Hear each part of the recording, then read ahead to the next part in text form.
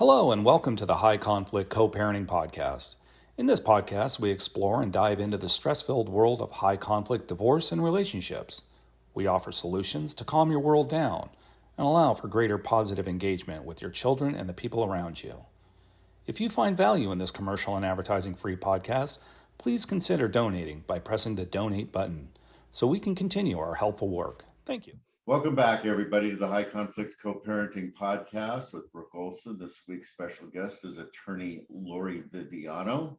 And this week, we're going to talk about searching for a new attorney, what attorneys want to know about you, and what you should be asking about them.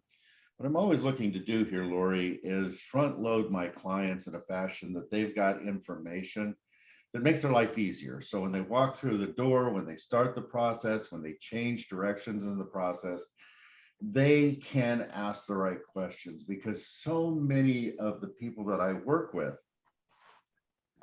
don't know the process. They don't know what's coming their way. They are not given good information by the people that I think should be giving them good information. So let's start the conversation. Welcome, Lori. Hey, good morning, Brooke.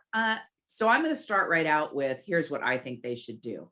If they're in sessions with you or taking your high conflict class or whatever class they're with you, if they need to do it the old fashioned way, what are you looking for? You may say you want a mediator, but do you have the dynamics between you and your ex-spouse or soon to be ex-spouse to do mediation? Are you going to need, what is it you need? And I think you could be very helpful in making them explore what it is they need. So I'm just going to give you two quick examples. Sometimes what I see is a very, I don't want to say passive, but a very compliant, cooperative type person, and they pick the same thing in their lawyer. That's probably not the best match. On the flip side, you have a very alpha, high energy person, and they want that. Sometimes that's not a good match. And I think what would be helpful is for you to help them kind of be realistic about what it is they need. Yeah, getting to what is it that you want? What are the outcomes that you want? I think are the most important first questions that I want from a client. Because when they walk through your door, if they don't know what it is that they want, they're spending money that they don't need to spend. You're spending time that I know you don't need to spend going through. So getting them ready is one of the most important things that I think that I do. But, when you meet a potential new client, what is it that you most want to know about them? So that's a good question. So I'll start from the very beginning. When I have an intake, we ask, where did the client come from? Because if they came from a friend, that's not necessarily good or bad, but it's a different referral. If I get a referral from a therapist, I believe that the therapist has kind of vetted it a little bit, because obviously therapists are exposed to a lot of different lawyers. So I assume, rightfully or wrongfully, that they've kind of thought we would be a good match. If I get a referral from you, I think the same thing. I do know your practices to give them more than one, because it's just, you have to have compatibility with your lawyer. To some degree, there has to be a level of compatibility. Yeah. And, when I'm sending a client to anybody, I send them typically to 2 or 3 attorneys. Right. I kind of try to match them up with what I think is there. So here's a question I have for you with that. When that person comes in and they say, well, I'm looking for a new attorney, or I'm looking for an attorney. I'm talking to you, I'm talking to 2 other people. Are you open to, and I know the answer to this, but I'm going to ask it anyway. Okay. Open to giving them your opinion of potential matches with other clients or with other attorneys? Sometimes, sometimes I just had a woman, she interviewed 4 different people and she chose me. Sometimes I won't say, so sometimes what'll happen is either A, their attorney they have currently or they're looking at are people I like. My favorite story to tell is with, and I'm just going to name names, is with Julie Mack. And the gentleman had gone to Julie Mack and to me, and he chose me. And so I asked him why, because I said, look, she's fabulous. I like her a lot. And he said, because she would be my friend and I like her, but I think she's too much like me. And I think you're a little bit bitchier. So he was honest. He told me, I like her better. I'd be friends with her. You, not so much. And he realized that he wasn't looking for a friend. He needed someone a little bit tougher. And I'm sure I've had people that I saw that chose the other way. They wanted someone a little softer or whatever. I think it's really important for you to know where your weaknesses are, because sometimes I will say to them, okay, you want to switch from, and I'll just use Julie Mack since we talked about her. You're going from a good lawyer to a good lawyer. Why? Like, why? Because don't be so sure I'm going to fix it. A lot of times I say to people, I'm super honest with them. I think your attorney is right on track. I think what you need to do is have a communication with your attorney and tell them, whatever it is they told me they were upset about. So I'm not a big, like, oh, let's get that client away from that other attorney. I have plenty of business, but I don't want a client to go from an attorney that's good, that's making all right choices to me and think I'm going to create a miracle, because I'm not. I think that's a really good point, Lori. And, I know that one of the biggest problems that I see in high conflict are people that are conflict adverse. In other words, Right. They're not willing to step in and have a strong conversation with their attorney. They're wanting their attorney to assume that they know what the problem is, and they're being ignored, which is oftentimes exactly what got them into the problem with their ex and what keeps the conflict going. So I like that place of, having that conversation, having that hard conversation with your attorney to change course, to redirect. So what I do is I demand this of clients. I send a ton of people to you, and if they have a therapist, I want them necessarily to stay with their therapist. I don't try changing therapists, but I'm not a therapist, and I'm not a high conflict coach, and I don't do what you do. I do what I do, and I do it really well. But they have to do their part, which is figuring out what they want.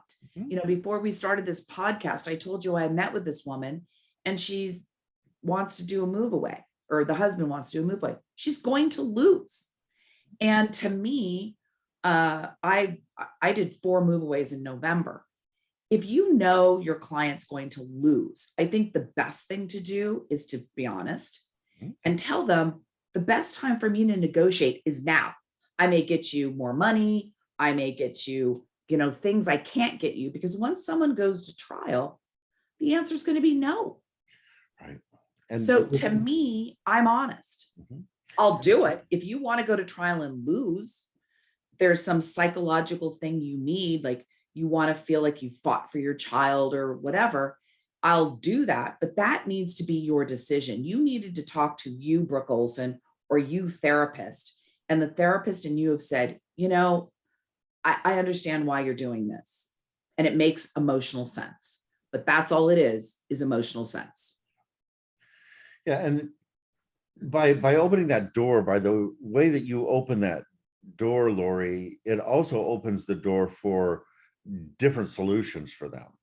Yes. And changes the opportunity for them to think differently about how to be with their children and do things differently to make that piece work.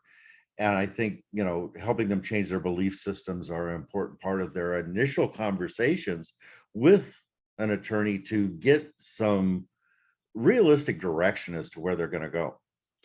I think I'm really good at thinking out of the box. And, you and I have done this before, where you'll call me up and say, or I'll call you up. It doesn't matter either way. And one of us will say, well, what about this? And the other person will go, wow, that's a great idea. Because I think part of what our job is as lawyers and therapists, what you do is to try to think out of the box, because I tell clients this all the time. I have visitation plans that I think are awful. I would never recommend that, but they're happy. The kids are doing great. The parents are doing great. Why should I interfere with that? And so, but that it works because they've really explored what they're looking for, or what they want to do. I think that's key. And they're doing it in a way that they're looking at what is necessary for the kids, whereas typically when we're in this high conflict piece, that's not what's cooking. And those parenting plans that you're talking about become essential. So I'll just talk about another one. I just finished. As a matter of fact, we celebrated last night. Mom wanted to move to Florida. My suggestion, if I had been mom, would have been, why don't we do a 1 week on, 1 week off? And like, because the kids are still small. She was like, nope, win or lose. Well, she lost. So now she wants to do a 1 week on, 1 week off. And what do you think the father's answer is? Nope. Nope. Because now you've created conflict. You could have, if you had sat down and tried to negotiate and thought what's in your child's best interest. I get, as a mom, you want your kids with you, but you have to consider, what if you lose?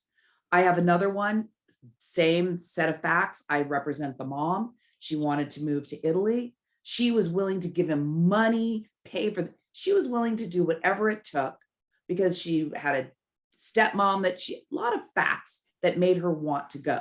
Well, we won. So now he wants that deal that we offered before. And Brooke, what do you think her answer was? Nope. Nope. So if you had had a decent lawyer or a decent therapist or a decent anybody who could have walked you through it, then maybe you would have made a better decision. Maybe not a decision you like, maybe one that's hard, maybe one that's one of these like swallow hard. But let's just use him, if he had taken the money, agreed to the move away, their relationship would have been 10 times better. Now the kids are angry, the mom's angry, and you spent a whole bunch of money to lose.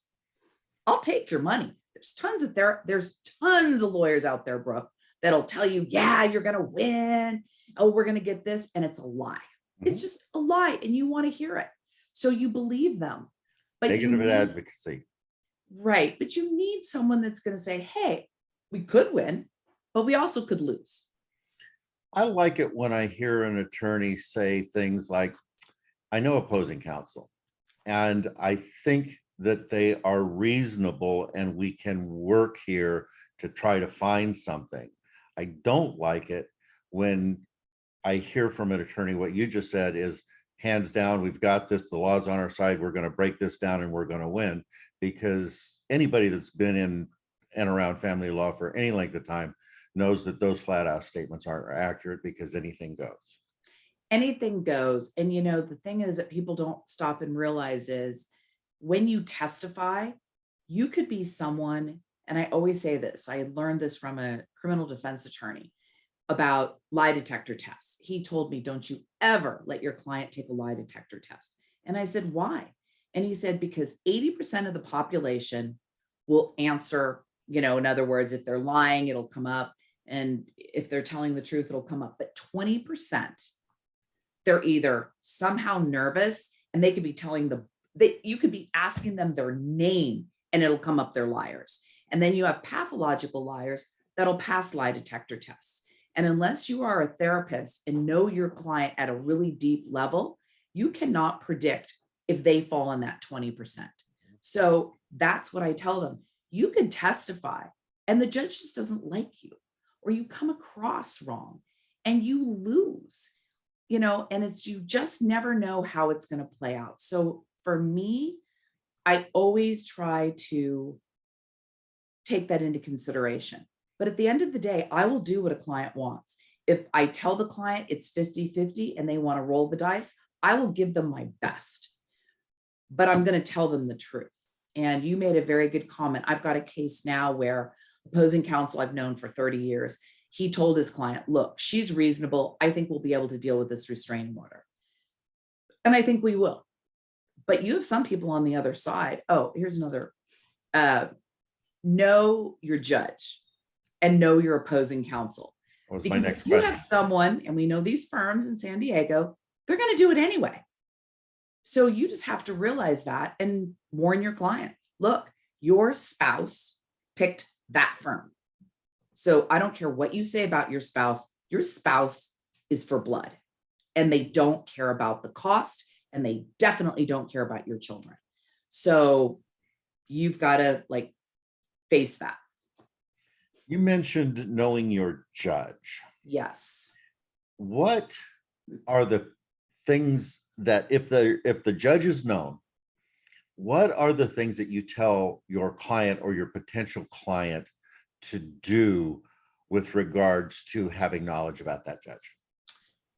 So I have a favorite expression. I said, everybody has tells. And my boyfriend pointed out to me, I do too. So certain judges just don't like certain things. They just don't. I'll just use people's names. Judge Oda is really into fairness. Like if she sees that a parent, this is always my favorite example, it's the 90th birthday of the grandmother. It's not their weekend and you refuse to negotiate. She's going to hate you. If you have an inability to adjust and adapt, because in her mind, that's what a good parent does. They adjust and adapt. So then you have other judges that are all about the rules. They don't care. And I'm not criticizing them, but they're not really looking at, they're more form over substance. Well, if that's how they are, then that better be the way you play. How do they find out about their judge's tells? Oh, Zoom is a game changer. I tell them, go watch. So for example, I had 2 move-aways back to back, and I told the one client to watch the other case. She said it was a game changer. She got to see everything I'd been telling her. And that's another thing. Clients hire you or me, and they don't know us. They don't know us at all. So I'll even tell them, go watch me. Because if you don't like my style, don't pick me. Don't pick me. I'm 61. I'm not going to change. But you should go watch your attorneys. And like you were saying, you're interviewing 3. Go watch them. Here's another one. They say, oh, I've been in a courtroom all the time. I know my way around. I say, really? Okay. Well, you can go to the website. You can type in their name and type in my name, and it'll tell you how many hearings we have. So in this other case, this other attorney was saying, oh my gosh, they're so experienced. They had no hearings. And I, on the other hand, had 1 million. So I didn't toot my own horn. I let them, evidence speaks for itself. Yeah. Do your people research. Do your research, but more so watch. Because, I always say this about restaurants. There's only 2 types of reviews. They loved it or they hated it. No one writes a review and says, yeah, it was okay. It was decent. Prices were reasonable. Food was okay. No one writes that review. So go watch for yourself. I tell them to attend your class. How's it going to hurt you? That's the thing I always say. Where is it going to hurt you? I've never had someone say to me, yeah, I didn't learn anything in Brook's class. They always say, oh my gosh. And then they'll tell me the one thing that they learned that, resonated with them. So to me, it was worth it. If I go to a seminar and I learn one thing, I think it was worth every penny I paid for it. So this brings up an interesting question, Lori. I sit here behind Zoom all the time now. This is how I do my business. Yeah. And the courts now have an open forum that people can go in and watch anybody anytime. Yes. How do they find that information? How do they get that so they can do it? Easy. You go to the Superior Court website, and it'll say to you, what's the name of the person or what's the name of the attorney. You type it in, and it'll just spit it all out. If your judge is like, as you can tell, she's my favorite. If Judge Oda is your favorite, go watch. Restraining orders are on different days in different departments. Let's say you have a restraining order, go watch. See what your judge likes and doesn't like. I've got a case right now. I'm in front of Judge Bay. I know her. I already told my client, look, if you want a restraining order, it's yours. But are you sure that's what you want? Because your husband's going to lose his job then. Maybe we can do something different. And that's what I'm saying, thinking I'm out of the box. I think it's super important to watch because, here's another thing. I'm now going back to Zoom because now you have to wear masks. So if you're wearing a mask in a courtroom, a judge is not seeing your micro, expressions. Mhm. And I think that's critical. You've got judges that are prosecutors, like let's just use Pippins and Castillo. Both of them were white collar crime. So tell me, Brooke, what are their abilities about watching people's expressions? Yeah, they're attuned acutely to it. Acutely. Not only that, white collar crime, we're talking sophisticated liars, Mhm. not, your run of the mill, little, teeny lie. We're talking high level liars. So I want them to see my client's face. So now I'm not going back into court again, because what good is it? You're not watching my client. You're not seeing my client. This is really good stuff, Lori, because these are things that I don't believe most attorneys tell their clients in terms of how process works in this. And we're in a really different space and time since COVID started. We're 2 years into just this crazy, and we're kind of going there again. Yep. And I just got to stop wearing masks like for a week, and then we went right back into it. so this process, for people to understand that they can sit at home with their heater on in a safe place and watch the process.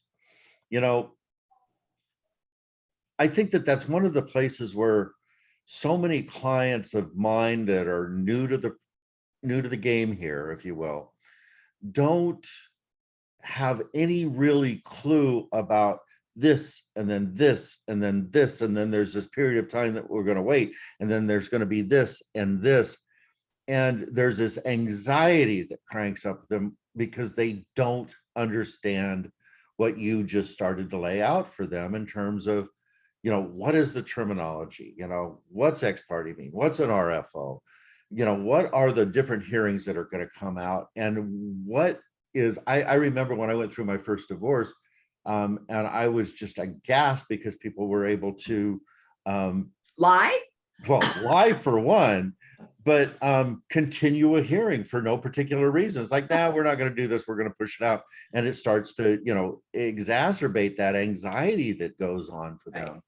So understanding the process and knowing that there's a place that they can go to get that information from an attorney, I think is one of the most important questions that they can ask. What's this going to look like? And let me tell you something. After they retain me, I send them a 4-page letter. This is an FRC. This is what it means. This is what's going to happen. I might as well not waste my time, because seriously, they will ask me 4 more times what an FRC is. But watching it, so this probably goes to people's learning. If you're auditory, then a podcast is great. Like, I love podcasts. If you're visual, then you need to watch it. So now what I do is I think they need all 3. I think they need to see it, because I can tell them to the cows come home, nothing is going to happen at FRC. And they will say to me, I want you to talk about how he's not coming on time. What part of nothing is going to happen at an FRC? And I'll try to be nice about it. Like, that's not what an FRC is for. An FRC is just for the judge to check a box. How are you doing? What's going on? Not how are you doing or how are the children doing, but how is the process doing? Are you exchanging documents? How's discovery going? That's what they want to know. They're not interested in you at all at an FRC. But I'll literally tell people, go watch, because I don't want to get in an adversarial position with my client where I'm arguing with them. Like, I've explained this to you 4 times, because I just don't think, one, they're, like you said, they're anxious. And I think they need to see it. See it. Yep. And, I think that that's a great idea. At some point, we should sit down and just do a podcast about the process, so you could just pass it off to your clients and go listen to this podcast, go watch that. Please. Watch it. Please. I've done a couple with Kelly Blackburn, and we did one on restraining orders, and she says, go listen to this before we ever talk. And that's where she puts. I think it's a great idea. Oh my gosh, that's a great idea. So Lori, this notion that, this anxiousness is one of the biggest drivers of the conflict. What do you do or say to a new client to reduce their anxiousness? So that's pretty interesting. Like I said, I had the experience of having dinner last night after I finished and I won. And what I think was helpful was the sister told, so my client was almost a semi-pro soccer player. And I thought if I said to him, listen, this is a game for you to win or lose. You need to do these things.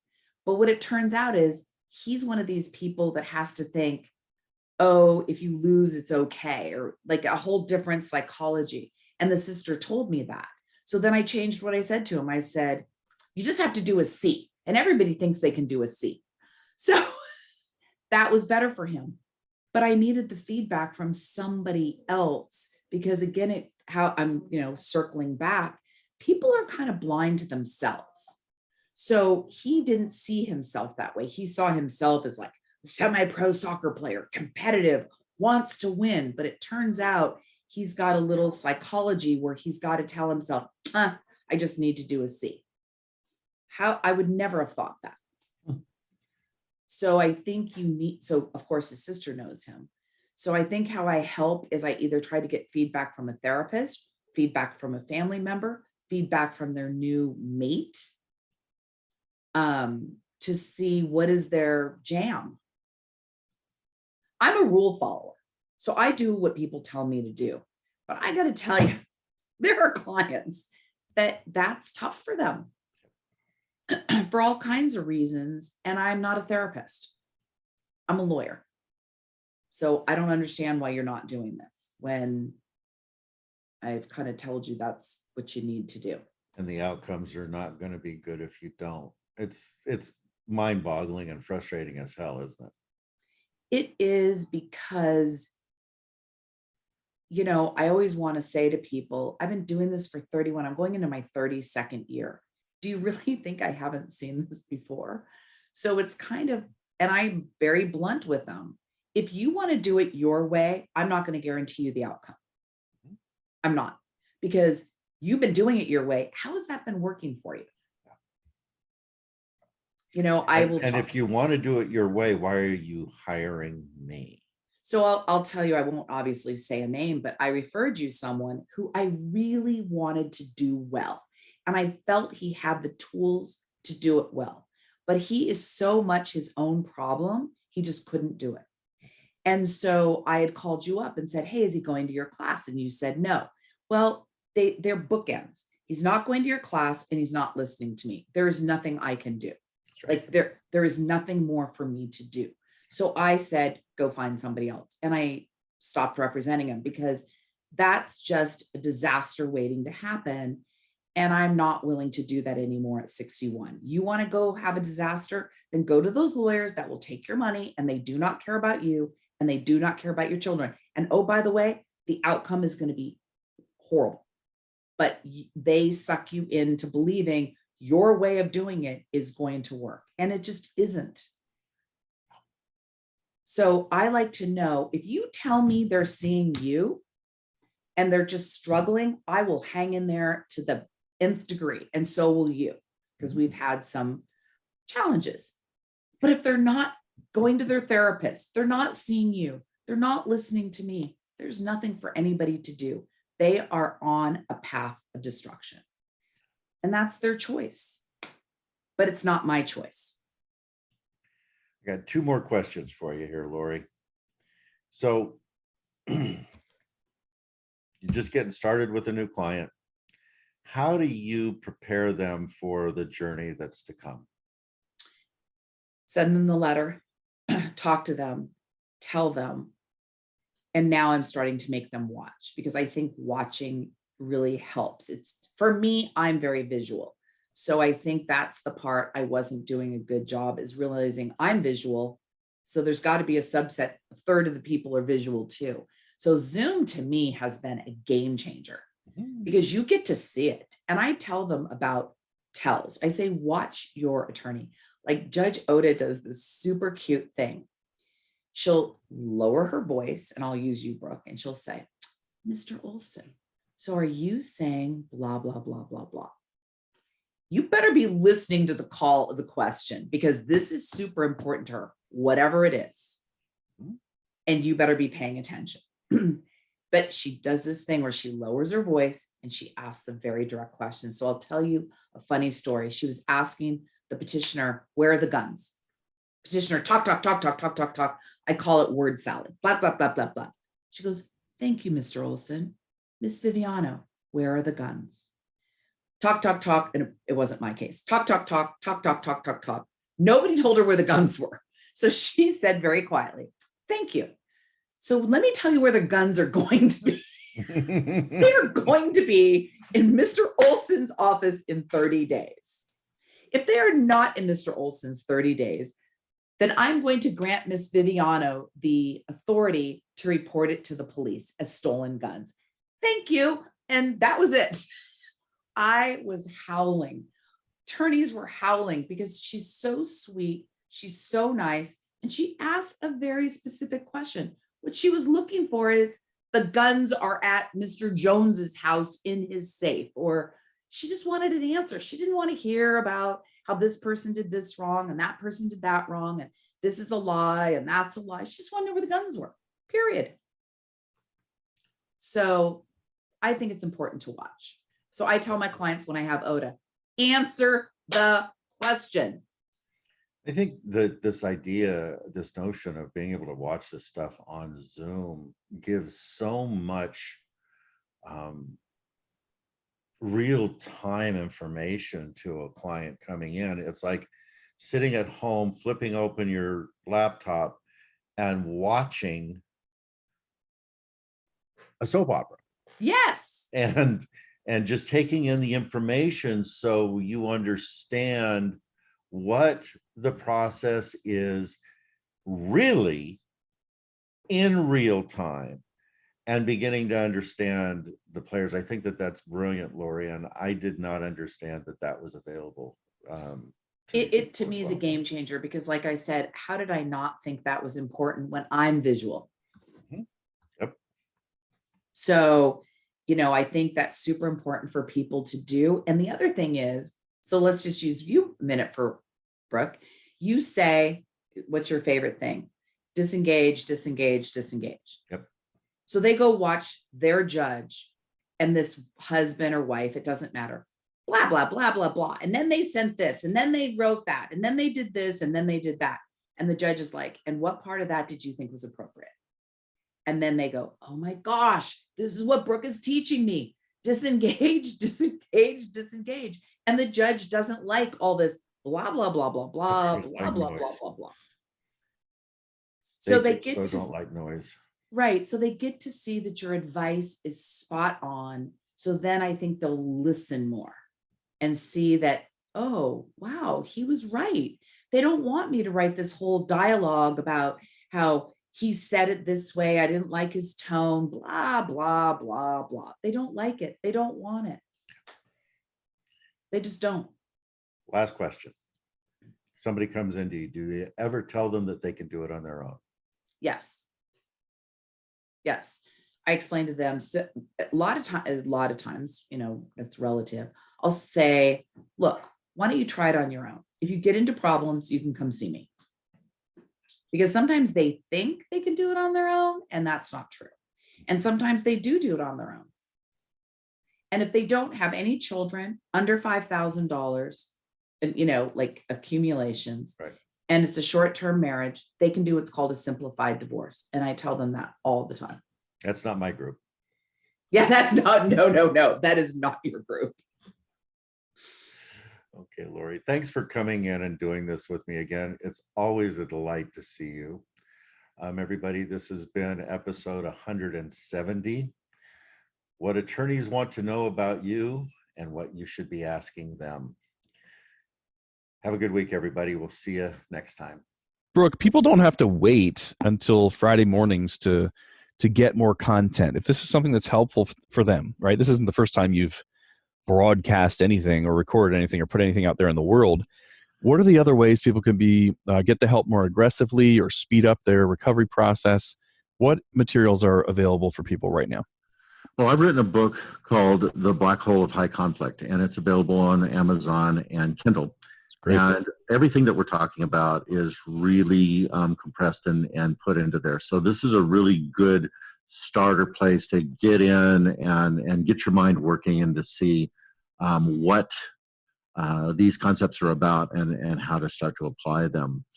The other place that I think that is valuable is to go to our website and look at some of the blog articles that I've written. Those are available there as well. They go into some of these other arenas, and that's at www.highconflict.net. So the book, the website are also really good places to get the material. And also we have classes. We have high conflict diversion program classes that you can get into and get some one-on-one help with this as well. And you know me, I'm aggressive. Whatever I want to become good at or learn, I find someone who's good at it and pay them and hire them and shorten my learning curve. What if somebody just wants your help? Somebody says, Brook has this information. He's good at something I'm not good at yet, and I want to work with him. Do you have any type of coaching or consultations or anything like that? Absolutely, I do. I do one-on-one coaching for custody cases. I help people get ready for family court services. If you've got that in your community, I work with attorneys and clients to help them with managing and strategically setting them up to have more successful cases as well. And how do they reach out? You want them to just go to the website or email or phone, or what's the best way for them to reach out, raise their hand and say, I need some help? They can email me. My direct email is brook@highconflict.net. That's BROOK at highconflict, HIGH, conflict.net. Perfect. That's everything everybody would need to get some help, right? Absolutely. Thank you, Brook.